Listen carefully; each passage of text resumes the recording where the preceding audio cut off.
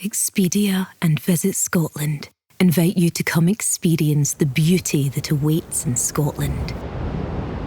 The sweep of wild coastlines, quiet lochs, and untamed landscapes.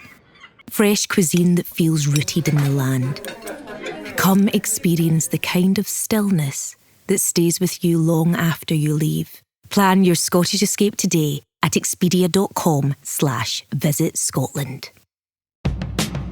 Mornings have a rhythm. You can hear it, feel it.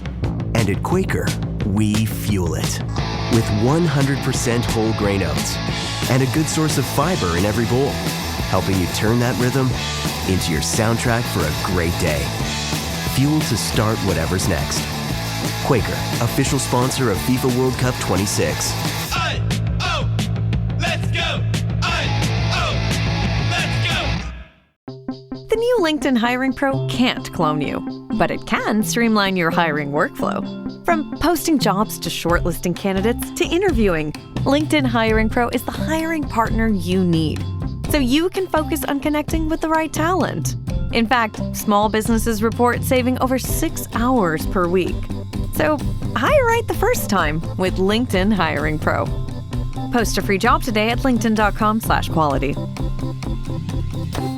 Only about 20% of people who achieve significant weight loss are able to keep it off 5+ years. Right now, you have a better chance of regaining it than losing it. The average person in the U.S., it's 3,000 to 4,000 steps a day. It's pretty lame, and you're going to have to increase that. You have to do planned physical activity. Sit for 1 hour less a day. People say, well, an hour a day, oh my gosh. The 30 minutes a day will not do it. I guarantee you it won't do it. No one's talking about this. Why do you think that is? A couple of reasons, because they're bombarded with strategies for losing weight.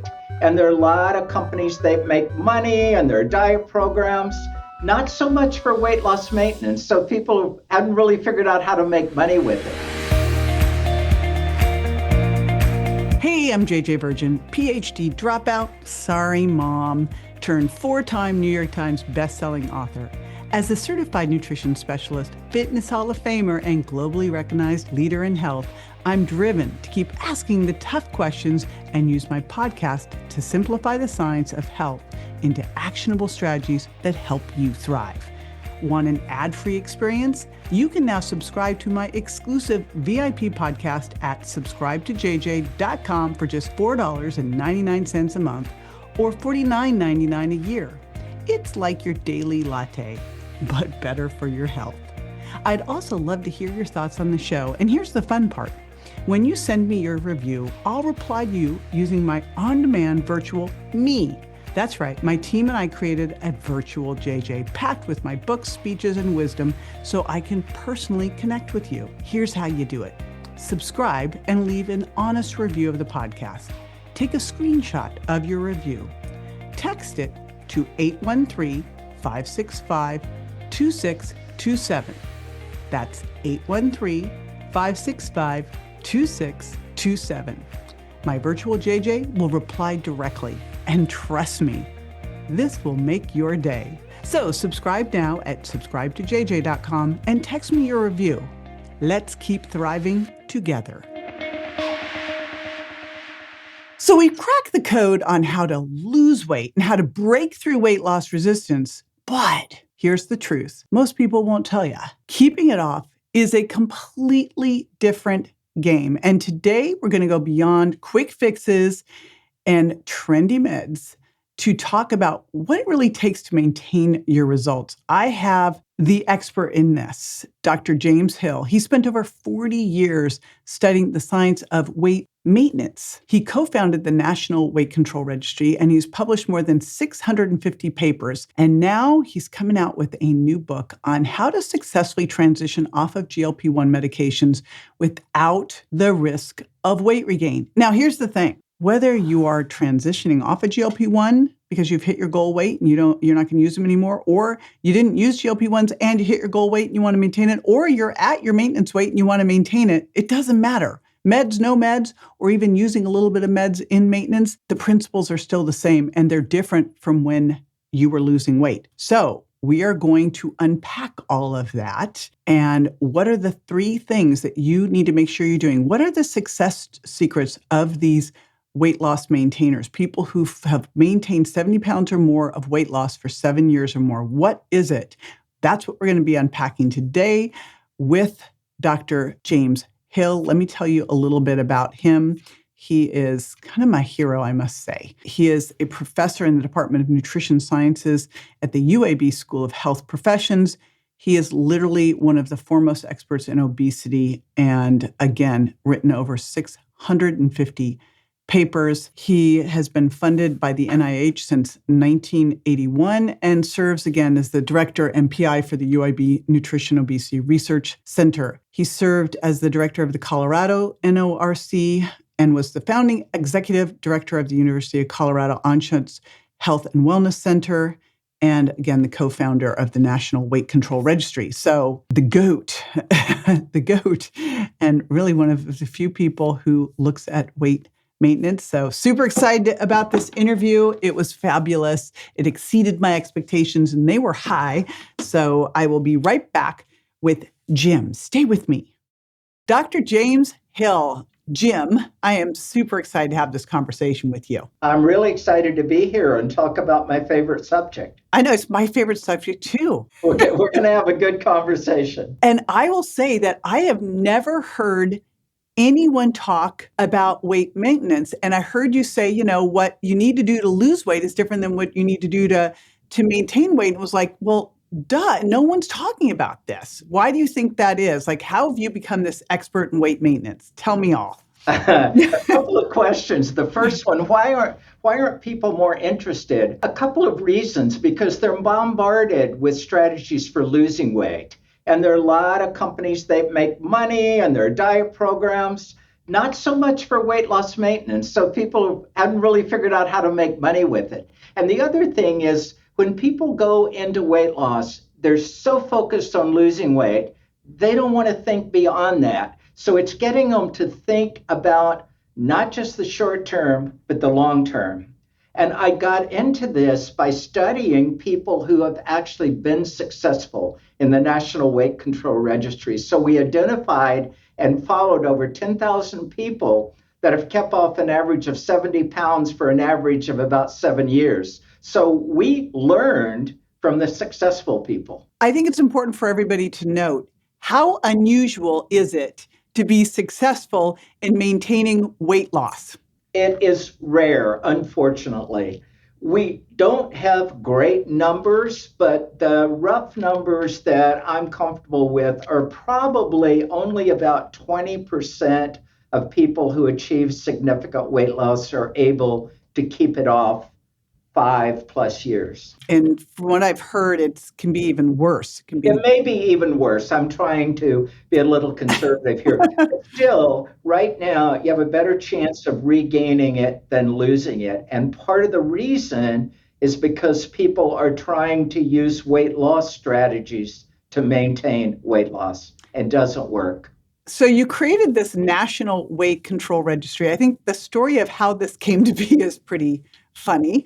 How'd this happen? So it really did happen over a beer. You talked about this, but I was at a conference with Dr. Rena Wing, who's a very famous behavioral psychologist, and we were having lunch and maybe we had an adult beverage, but we started talking about, well, you read in the press that nobody succeeds at long-term weight loss. I'm not sure that's true. And we kind of looked at each other and thought, wow, wouldn't it be nice to see if we could find people who succeeded? And we came up with this plan for a National Weight Control Registry. And we had all kinds of strategies for recruiting people. We're going to reach out to healthcare professionals.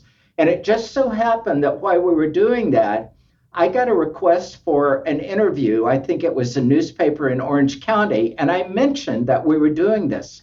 The letters poured in. We got letters from all these people, and sometimes they were 10-page letters. These people want to tell their story. So being brilliant scientists, we said, well, let's use the media to recruit. And that's largely how we did it. Amazing. And so that statement, which I wish this statement was everywhere. We know it in business, what got you here won't get you there. It's like, yeah, Right, you always have to be looking at each stage right. in business, what needs to shift, but yet we don't apply it to this. What is the difference? Like, what are these key metrics? So look at weight loss. We spend so much time comparing this diet to that diet to that diet. What we really learned is that weight loss is a function of food restriction. Okay. You can do it with exercise, but you have to do so much that it's not feasible. Really, the way that people are going to lose weight is to eat less food. And any diet they stick with allows them to lose weight. And weight loss is a short-term process, so you can sort of take time out of your life to say, okay, while I'm on this diet, I'm not going to go to this party, and I'm going to get these special foods, and I'm going to do this and this and this, which aren't things that you're going to do over the long term. Weight loss maintenance is you have to keep your weight off and you have to live your life. You have to go out and you're going to have the ups and downs and the highs and lows. So it's being able to deal with a long-term strategy. It's a short-term approach versus a long-term approach. And let's face it, it's just like trying to sell prevention and health. It's a lot more fun on the weight loss side of things, gets exciting. It is, and I'll tell you, so many people have come to me and they said, I'm going back, I'm not going to mention any names, I'm going back to this program because it worked before. And I thought, wait a minute, what's wrong with that statement? So yes, people see the weight loss as the end point, not the weight loss maintenance. And so one of the things that I try to get people to do, if they're starting a weight loss program, medication, lifestyle, what's your long-term plan? Okay, let's assume you're going to be successful in getting the weight off. Now what? Now what are you going to do? You said something interesting. I've been listening to a lot of your interviews. You said, weight maintenance hasn't been that big of a deal because most people didn't get to their goal weight in the first place. What now has changed with these? I want to know your opinion on GLP-1 meds. I know you've got this book coming out I'm excited about, but how has this changed the landscape? What are your opinion on the meds? Let's dive into that. So let's start with a very famous study that was done, 30 years ago by Doctors Tom Wadden and Gary Foster, and they did a simple thing. They produced behavioral weight loss programs, and they asked people before they started the program, how much weight do you want to lose? What would be your goal weight, your ideal weight, your happy weight? And an acceptable weight, not even their dream or their idea, an acceptable weight was about 15 to 18%, and a dream weight was like 30%. So people are going into programs that at that point could produce maybe a 10 to 12% weight loss, and their expectations were much greater. So the problem is people weren't reaching or nearly reaching their goals, so they never wanted to switch from weight loss to weight loss maintenance. Now, the new GLP-1 receptor agonists have changed that because the average weight loss that people are reaching on these meds, it varies depending on person and meds, but it's approaching 20% and sometimes 25%. So now people are reaching or nearly reaching their goals. So they're a little bit more willing to say, okay, I have a weight now I would be happy to live with the rest of my life. I actually think it's interesting now with these medications because we were making a joke about that person going back on that diet because it worked before. But if the reality is that what you do to lose weight is different than what you do to maintain weight, then it would make sense you use these diets. And now we do have to think about whether you're staying on a GLP-1 or not, what do you need to do to maintain the weight? Because maybe you're going down on that GLP-1. So what are these things? What's the difference? Any diet you stick to works. You can go and pick up any book in the bookstore about how to lose weight because it gives you a plan for eating less. And if you stick to the plan, you're going to lose less weight. The problem is you're in a situation where your body, unfortunately, is really fighting weight loss. It adapts and wants to promote weight regain. To keep the weight off, you have to have some specific strategies. And in the book, we talk about three major pillars. One is your appetite. You have to manage your appetite. Two is your physical activity. You do not need to be physically active to lose weight. but you absolutely have to be physically active to maintain your weight.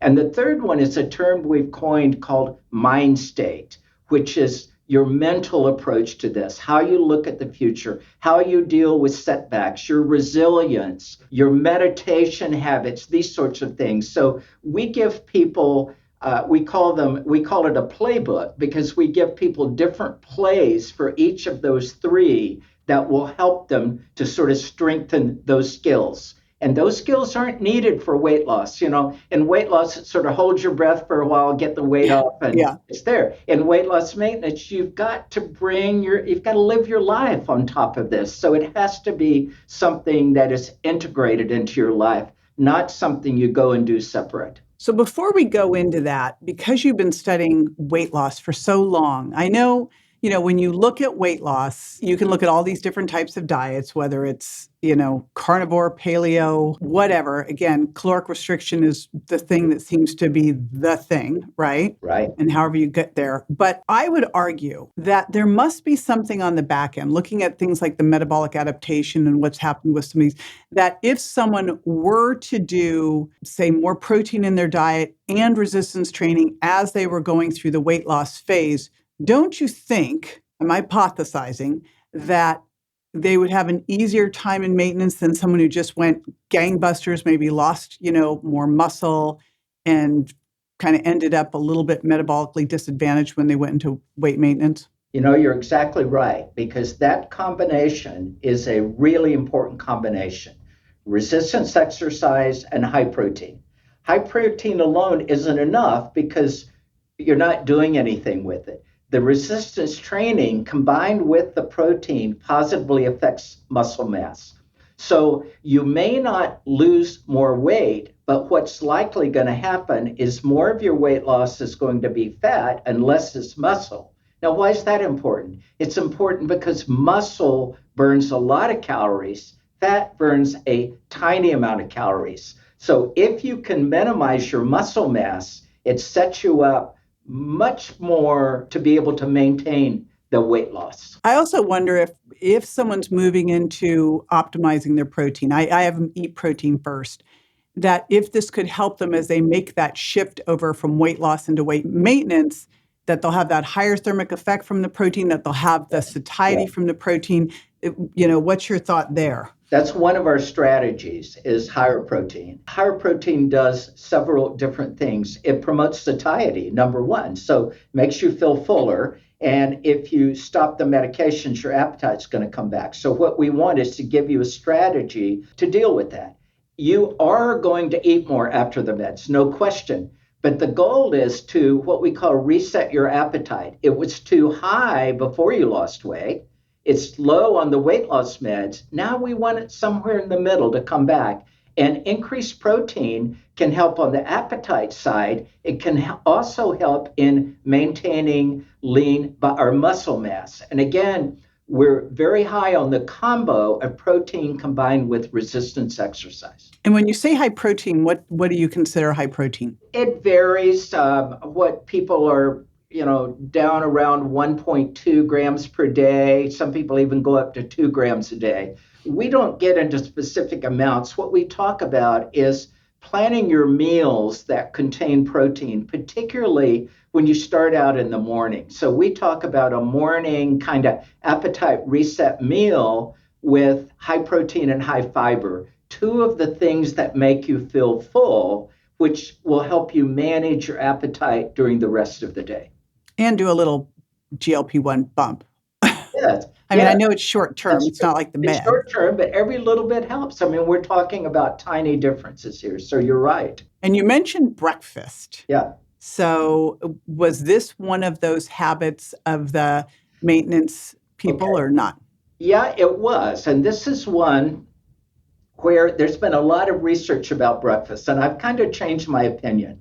The people in the National Weight Control Registry pretty much uniformly ate breakfast, but they did a lot of other things. And so focusing on one thing, I think, is a little bit not the right thing to do. So I think people can vary in their meal patterns. So what we've done in the book is to say, look, breakfast is the first meal you eat, whether you eat at 6 o'clock, 8 o'clock, or 10 o'clock.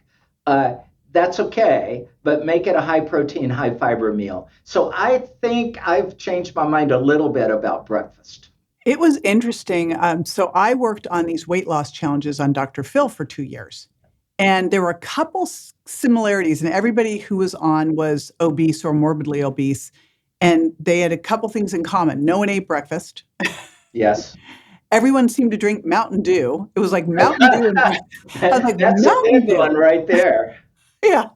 It's like, ooh, but a lot of fast foods, but everyone was a breakfast skipper. And it seems like one of the things I've, over the years, it seems like breakfast at some point in the morning, I like it about 2 hours after you wake up, tends to make a big difference. So I'm still not a fan of breakfast. Yeah, and I think you're right. I think a lot of people who are overweight have the pattern of nothing in the morning, a little bit of lunch, and then in the evening you start eating and basically eat until you go to bed. Yep. And that's probably not a good pattern. So I'm a fan of eating something early on, something in the morning, but people differ. I guess one of the things that we're learning is kind of the concept of precision nutrition. What's best for you may not best for me.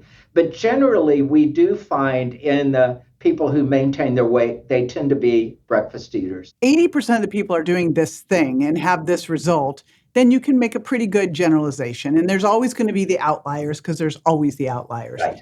Before we get into these other ones, I actually didn't ask you this. So GLP-1s, what are your thoughts on them as a long-term obesity researcher? So GLP-1s have been very positive game changers for treatment of obesity because for the first time, people are reaching weights that they only dreamed of reaching before.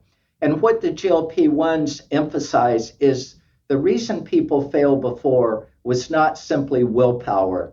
There was physiology, biology going on. And so what the GLP-1s do, I think, is level the playing field. They take people that had so much of a difficulty managing their intake because of their biology, and the GLP-1s even that out a bit and give them a chance of keeping the weight off. We hear people say, for the first time in my life, I know what it feels like not to be hungry. So that's a huge deal, and I think it gives people hope. So I think the GLP-1s are great tools. Now, I think we have to figure out the right way to use them with all the other tools that we have. Yeah, I think they're a game changer too. And, when I hear people saying negative things about them, I go, I don't know. I've worked in weight loss for 40 years and I've seen people struggle and have so much shame around this. And, if you can give them a tool to help them as they're doing the other things, and that's where that's the key. See, I think that if you rely totally on the meds, you're missing out on a lot of things. Like the meds don't do anything to your metabolism. So there are other things you can do. So if you use the meds in the right way and do some other things, then whether you stay on the meds or not, it's going to optimize your health. If you had someone who was going to go on GLP-1, what would be some of the key things you'd want to see them doing alongside the medication? The medications are going to do the heavy lifting on the food intake side. Basically, you take these medications, you eat less. So we can rely on the medications to do that. Now, what nutritionists need to do is to say, you're going to eat less. You're going to lose weight that way. Let's look at the quality. Let's increase your protein. Let's look at things we can do to make sure you get enough micronutrients, etc. But the other things that you need to work on that the meds don't do is your physical activity. So the meds don't increase your physical activity, but a lot of people, hopefully, when they start losing weight, they feel a little bit more able to exercise and they move more. And then the final one is the mind state, to think about using your mind as medicine and looking at how you think about the future, just simply looking at long term. What's your plan? How do you see the challenges? How are you going to manage the setbacks that are almost certainly going to happen? And you can work on both of those. You can increase your physical activity and you can strengthen your mind state. I was just thinking about how the failure rates of diets and then the big The big complaints about these meds really are that you'd have to be on them long term. But what's worse? Like I look at it and go, okay, if you've got someone who's failed at so many different diets and they're carrying around this extra weight that's now contributing to issues with diabetes or heart disease or any of these other things, and they can be on a low level of a medication to not have that, why is that a problem? I agree with you totally. And I think staying on these meds long term is one option for people. If you don't have problems with the side effects, if you're feeling good, et cetera, and you decide that you want to stay on them, we do it for other medications. We do it for diabetes and cholesterol and blood pressure. So it's absolutely a viable way forward. And the other thing that comes up, some people have told us, well, it feels like cheating when you're taking the meds. And that is so wrong because you are simply getting a level playing field. So the meds are important, and I think we're very lucky to have this new round of medication. If we knew more about our sleep, what would we do differently? Would we go to bed at a consistent time or take steps to reduce interruptions to our sleep? With Sleep Score, Apple Watch measures your bedtime consistency, interruptions, and sleep duration. Then, every morning it combines these factors into an easy-to-understand score from 1 to 100. So you'll know how to take the quality of your sleep from okay to very high. Know your sleep score with Apple Watch. iPhone 11 or later required. At REI Co-op, we've got the gear that makes camp easy. A tent that sets up in seconds. A chair you could fall asleep in. A cooler that keeps things chill. So you can get to the good stuff. Late night laughs, endless stars, and stories you'll tell again and again. REI Co-op. Camp solved. Shop in-store or at rei.com. This episode is brought to you by Perfect Bistro Cat Food. Hey guys, today I'm interviewing my cat about his perfect bistro food. Percy, you seem to be a big Perfect Bistro fan. Care to comment? Totally. What do you like about it? You love the high-quality ingredients? And the delicious flavors, of course. Yeah, that makes a ton of sense. Listen to Percy, guys. Visit perfectbistro.com to try it for your cat. It really feels like to me, too, someone who's maybe high body fat, insulin resistant, probably isn't producing GLP-1 or is resistant to it anyway. So you see these other issues with high fasting insulin and not being able to burn fat. So it just feels like, again, what you said, level the playing field. So you wrote this book. What a timely thing to write. And it really is how to maintain your weight if you're going to get off a GLP-1. Walk us through what you recommend for this. Yeah, and again, this is the book we've always wanted to write, but the timing wasn't right, as we said before. People weren't interested in weight loss maintenance. Now I think they are. So we've talked to so many people who had to go off the medications, side effects, cost if the insurance stopped covering it, or wanted to go off the medications. They missed food. They felt like they didn't want to be on medications.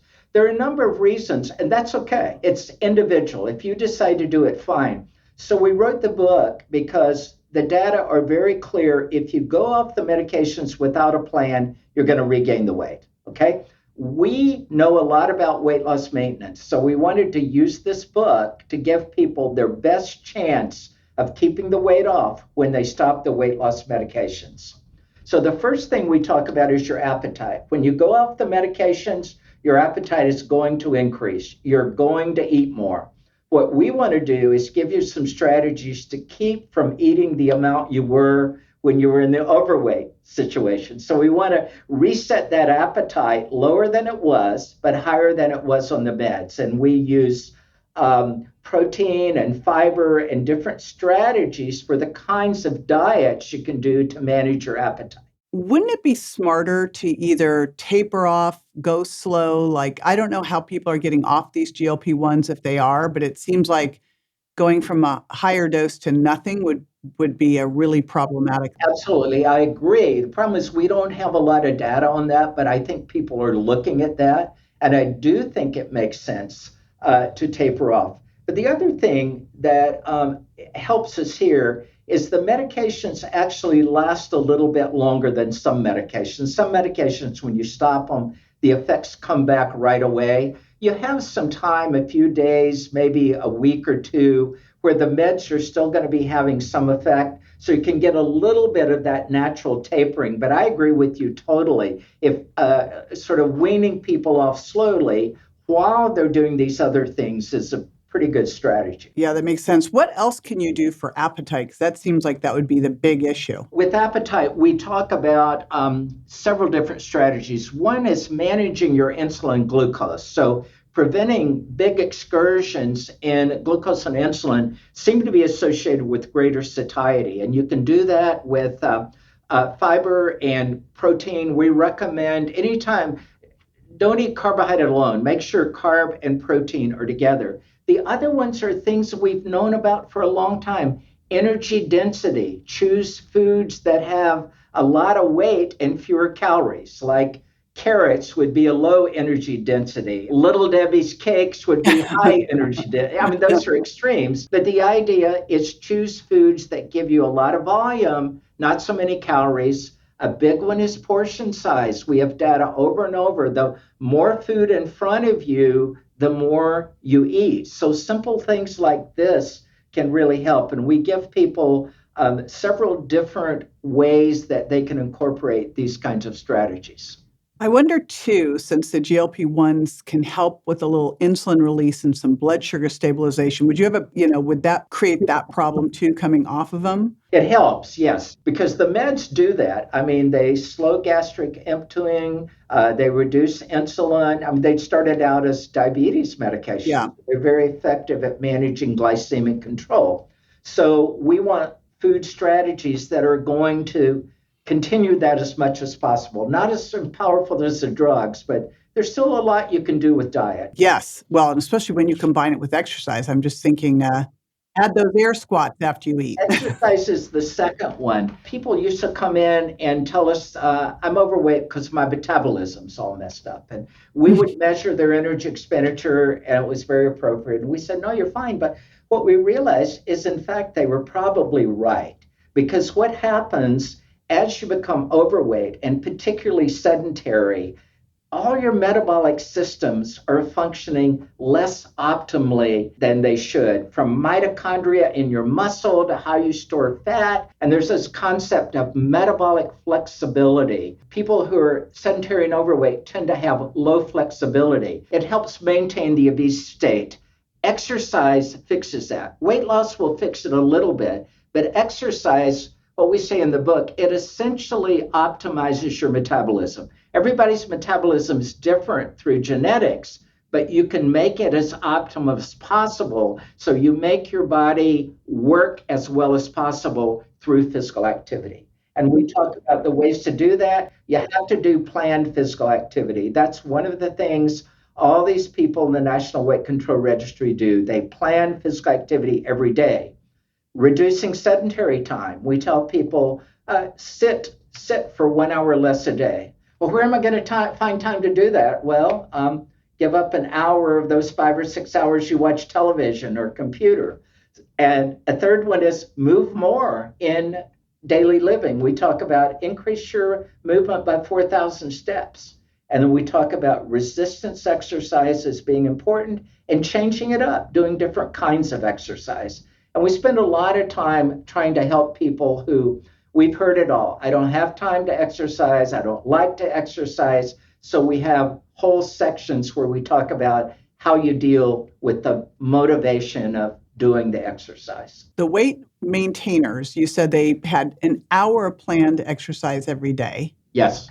Which flies in the face. You look at the recommendations by the CDC and then you go, okay, well, this is a problem. Right? Because the CDC is half that. And no wonder we have, 75% of us overweight or obese. For keeping weight off, the 30 minutes a day will not do it. I guarantee you it won't do it. Because again, when you lose weight, your energy expenditure goes down with your reduced body size. Means you need less energy. You have to eat less. If you add exercise back, you both burn calories, allowing you to eat more. You improve your metabolism, which allows you to burn calories more efficiently. And it's just it's absolutely essential for keeping weight off. Did they track in the weight registry, like what the average steps were a day that people were getting? Yeah, it was about, I think it's, if I remember right, it's about 12,000. We did that. Which the average person in the US, I don't know if you know these, it's 3,000 to 4,000 steps a day. We actually did work on that and published some work on that. And I think we found it was somewhere between 4,000 and 5,000. But so the idea is pretty lame. It's pretty lame. Yeah. And you're going to have to increase that. And again, people say, well, an hour a day, oh my gosh, at 1 hour out of 24 hours, and these people are keeping off 70 pounds. I mean, your choice. All right. So exercise and a variety of different things with some focus on resistance training, moving throughout the day. Yep. One of the interesting things that I saw early on in my career was that as people were losing weight, sometimes their vision of themselves wouldn't catch up and they'd sabotage themselves to go back to where they were. Now you're talking about the mind state part of this, which may be the most important.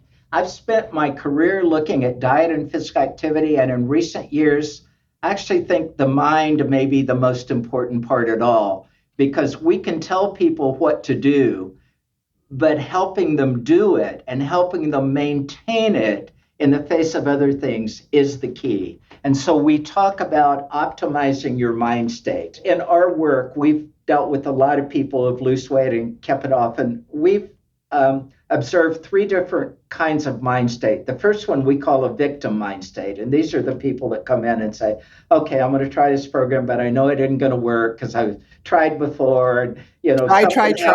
It's not my fault. My wife brought the cookie, it's never me. Those people are going to fail. One of the things we try to do is get them to go from a victim mindset to a victor mindset, to say, you know what, you can solve these problems. These problems are going to come up, but we're going to give you the skills to change them. But what we've seen occasionally is a third one that we call the voyager mindset. These are interesting people because they see this not as overcoming barriers, they see it as a way of growth. And dealing with the challenges and so forth, they recognize that it's making them a better person. And those are the ones that not only achieve weight loss, but they're the ones that actually get the most pleasure out of it. And so what we do in the book is try to show you how to go from a victim to a victor to a voyager mind state. How important do you think it is for them to be hanging around other people? I think of that study that showed that weight loss was contagious. Remember that headline? Totally. We have a whole section in the book on the environment. First of all, we talk about the physical environment. Just like, what's in your kitchen? How's your kitchen arranged?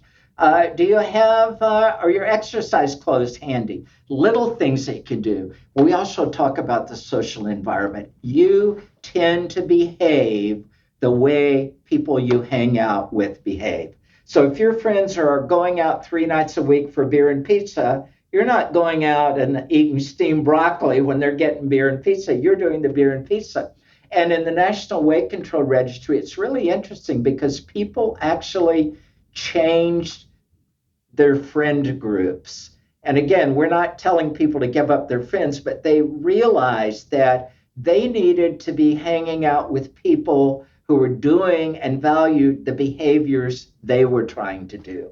So dealing with both the physical environment and the social environment is very, very important. What are some early signs that they might be heading into regain? So one of the things we talk about is monitoring. Now, people in the National Weight Control Registry weigh themselves regularly. I would ask them, why do you weigh yourself regularly? They said, well, how am I going to know I'm gaining weight if I don't weigh myself?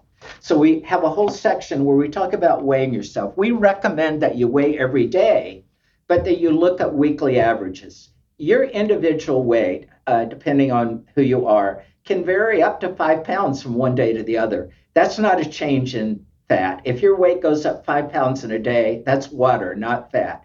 So what we talk about is we actually suggest people write it down so they can track it and they look at patterns. Most people who are in the registry tell us they have a range and they have a take action weight. So here's the range I want to be, but if I get to this weight, it means I have to do X, Y, and Z, but I have a plan for X, Y, and Z. So they actually pay attention to that. It's an early warning system, but they know what to do when they reach their take action weight. I used to own a gym and wellness center, and I remember one winter, you wear, and I bet this happened over the pandemic too, you wear leggings, right? I'm at a gym wearing leggings every day. Yep. And someone invited me to go somewhere, and I went in my closet to put on a pair of jeans, and they were too tight. And I thought they must have just come out of the dryer. Go try on like all the pants. Yeah. And from that moment on, I'm like, uh-oh. And what I teach people to do is use a bioimpedance scale and have it tracked to your phone and watch the trend. Yeah. It's a matter of looking at trends. Don't get hung up with any single change in weight. Look at the long-term strategy. If the long-term is bouncing around, but it's basically stable, you're fine. If it's going up, you have a concern. I totally agree with that. I think it's so important because there's been so much against all of that. And I'm like, well, if someone had issues with their blood pressure, you wouldn't tell them not to track it. The scale is a tool. Do not put any emotional value in your scale. You're a guy. Yeah, you see all those cartoons about don't step on it, it makes you cry kind of thing. But don't. It's a tool. Use it as a tool. It shouldn't affect you emotionally. It's data that you need to make a decision. Amen. Yeah, well, that's why I really like the bioimpedance one, because then you can really see that fluctuation and not be crazy with the total body water. And the other thing we talk about under mind state is, people start out and their goal is to reach a number on the scale. That's not really what people want. The number on the scale isn't what they want. What they want is a higher quality of life. They want to be happier. And weight is a part of that. But while you're losing weight and maintaining weight, you can work on other aspects of your life. New social relationships, thinking about yourself different. We talk about identity. A lot of people, they see themselves always as a former obese person. No, there's a different identity. See yourself as a traveler or an athlete.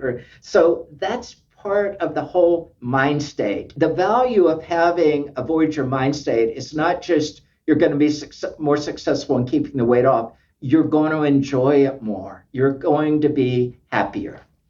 I love that. So this book coming out, Losing the Weight Loss Meds, a 10-week playbook for stopping GLP-1 medications without regaining the weight. When is this out? It's out December 15th. All right. Great. And it'll be available anywhere people get their books. One of the things that Holly Wyatt, who wrote the book with me, we've learned over many, many years of working with people, there's no one size fits all. So that's why we've given people options, and we give you what we call plays, which are strategies. And we say, try this.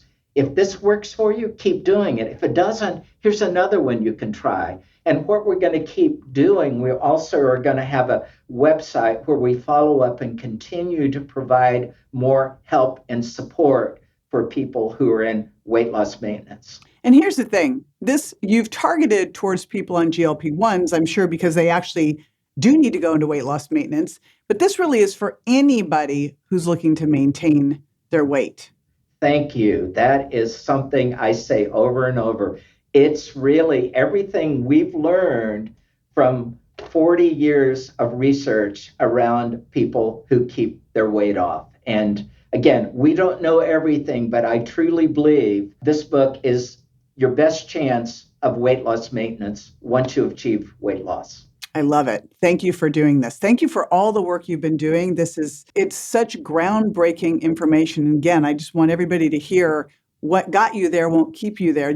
They're different strategies, so you've got your diets, everyone's got those diets. They know the diet that works for them, but it's the maintenance that makes all the difference. And it's been this area that no one's talked about for so long. This is a lifestyle that people will love. It's not something you say, oh my God, I have to live the next 30 years this way. It's going to be awful. When you see these people in the National Weight Control Registry, they're not there saying, I'm living this awful lifestyle and I hate it. It's like, my God, I love this lifestyle. So the idea is you are going to achieve a lifestyle that makes you happy, not a lifestyle where you say, oh my God, I have to do this forever. That isn't going to work. If you don't like doing it, if it makes you unhappy to do it, you're not going to do it. It's funny you said that because I think of people going on diets and they don't want to go on the diet because they don't want to have to stay on the diet. And it's like, Right. well, you don't stay. So that's really the big message is you use a diet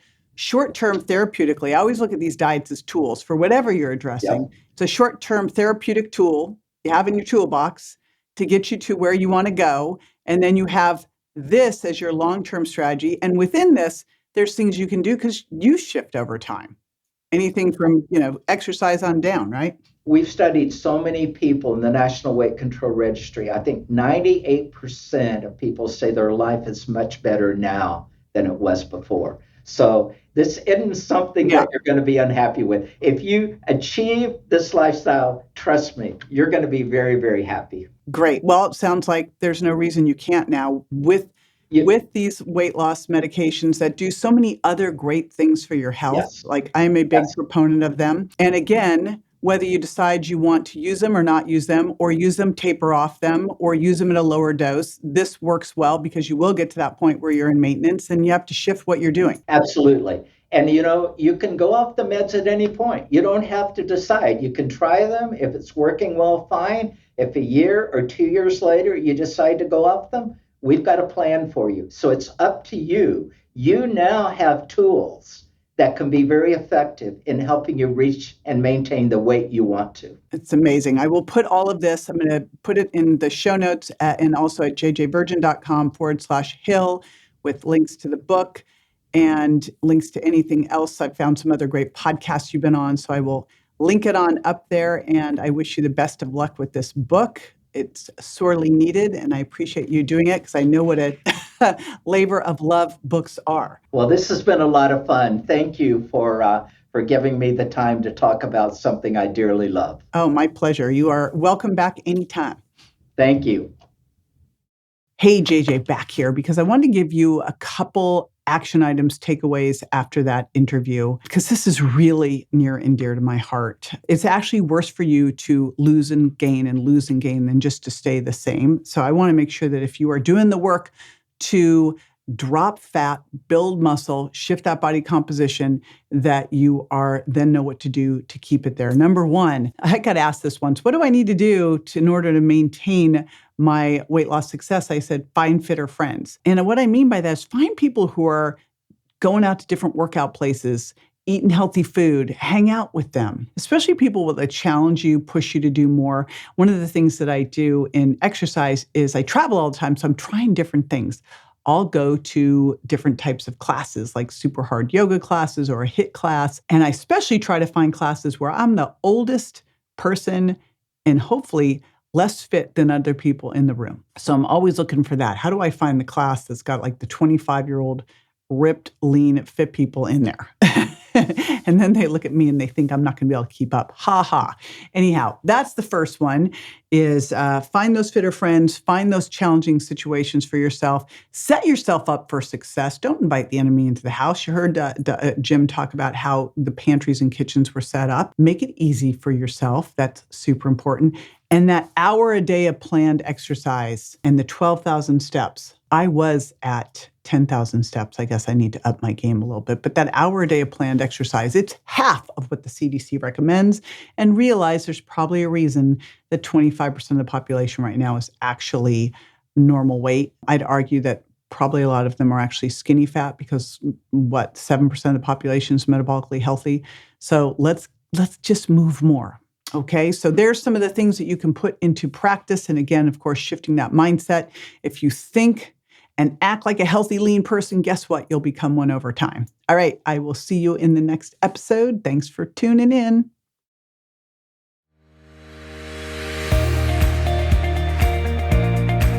Be sure to join me next time for more tools, tips, and techniques you can use to look and feel your best and be built to last.